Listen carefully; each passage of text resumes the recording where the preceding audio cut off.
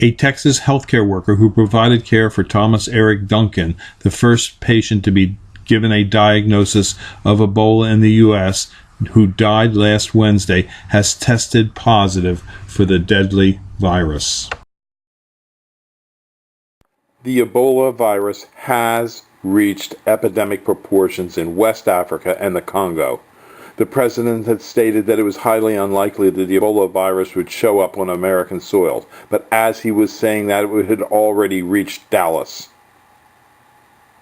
It was brought here by an individual who entered our country from the West African nation of Liberia, where Ebola is rampant. The citizens of the United States are indeed scared. We don't want any more Ebola-infected individuals bringing the epidemic to our shores. We'll no longer allow these people to enter our country from epidemic-stricken areas.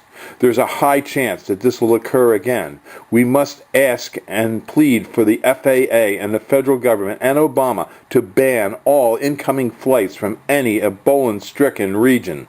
We must call 202-456-1414 now and ask Obama to ban these flights. Get the FAA to do its job.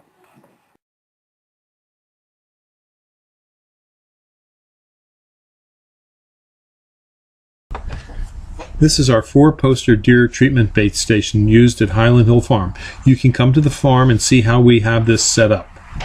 This is a demonstration unit that we have showing deer eating at the feeder. The feeder has a trough, and it also has a hopper that feeds the trough and limits the amount of corn being used. This is a picture of a deer before treatment by the USDA at their test station. This is a deer after treatment at the USDA test station.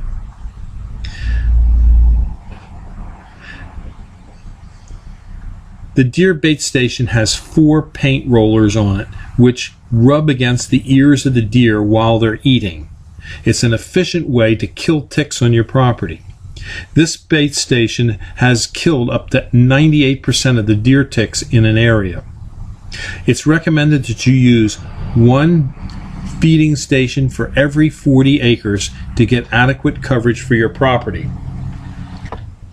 This feeder uses only, and I repeat, only, whole, clean corn. And the deer will only eat about 1.5 pounds of whole, clean corn per deer per day. So it's not that much per deer to feed these deer and treat them. The storage bin for the corn on the deer bait station can tell you how many pounds of feed are being consumed by the deer. This relates directly to the amount of pesticide you're going to apply to the paint rollers. You need to follow the directions on the label to figure out how much pesticide to apply to the rollers. It's not difficult. It's very easy to do. This is the applicator gun. By squeezing this, fluid will be sucked up through this tube that goes into the can. This is the pesticide. Follow the application directions and wear gloves. This is a new unit, so it's not dirty. But you'll draw in the amount of pesticide needed, and then you'll just push it down on top of the paint roller. So it's very easy to use. If you have any questions about it, read the directions. The directions are thorough. When placing corn in the feeder, do it on a dry day so the corn does not get moldy. Deer will not eat moldy corn, and moldy corn won't flow through the system to the troughs where the deer feed.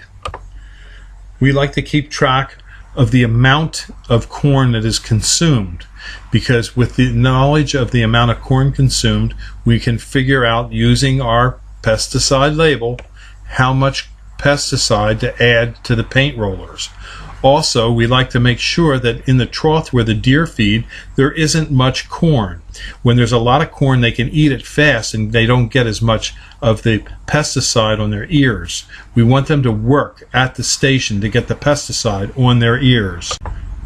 We check the pesticide. We check the station once a week to make sure that the hopper where the deer feed from is clean and that the corn will flow out. that we have corn in our storage bin and that we have the correct amount of pesticide on the paint roller applicators. In this manner, deer in your neighborhood will become your tick-killing machines. The efficiency of this feeder in eliminating ticks in an area can be upwards to 98%. A 98% reduction in ticks will mean that your likelihood of catching the Lyme disease will dramatically go down. This video is brought to you by Highland Hill Farm. We grow and sell screening and buffering trees for privacy and sound barriers.